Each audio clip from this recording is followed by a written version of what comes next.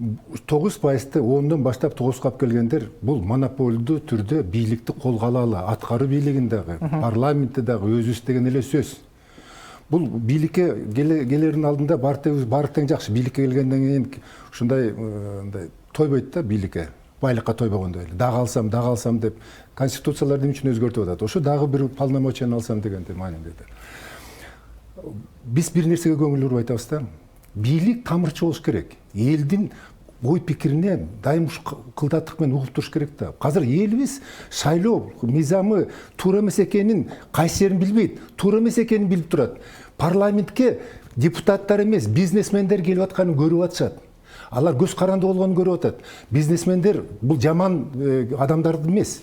Алар бизнеси бар, ал сактап калыш керек. Алардын өзү мындайча айтканда талдуу жери бар. А эмне үчүн бизнеске келди деп аны ойлошубуз керек. Бүгүнкү шартта, бүгүнкү мыйзамдын шартында чоң каражат керек шайлоодон утуп алыш, жанагындай 9%-ты өткөрүш үчүн чоң каражат керек. Агитацияга тияка бияка. Лидер партиясы ошол акчаны көтөрө алабы? Көтөрө албайт. Демек ал акчаны чогултуш керек да. Ана тизмеге ошондуктан жанагындай тизмеге мына биринчи орунга мындай деп бул ал жамандыгынан эмес, турмуш, мыйзам ага аны түртүп атат. Мына бакыт эле буну алсам дейт, бирок анда артта калып калат эгерде финанс жок болчу болсо.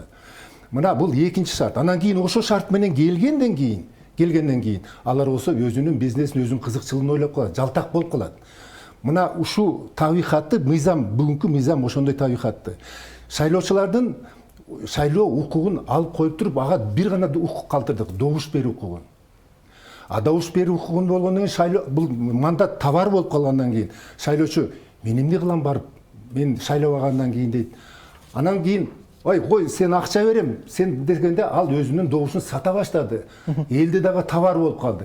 Мына ошентип биз негизи бул мени дайым айткан дүйнө жүзүндө бир гана мамлекет болуш керек, өзүнүн шайлоочуларынын шайлоо укугун алып койгон.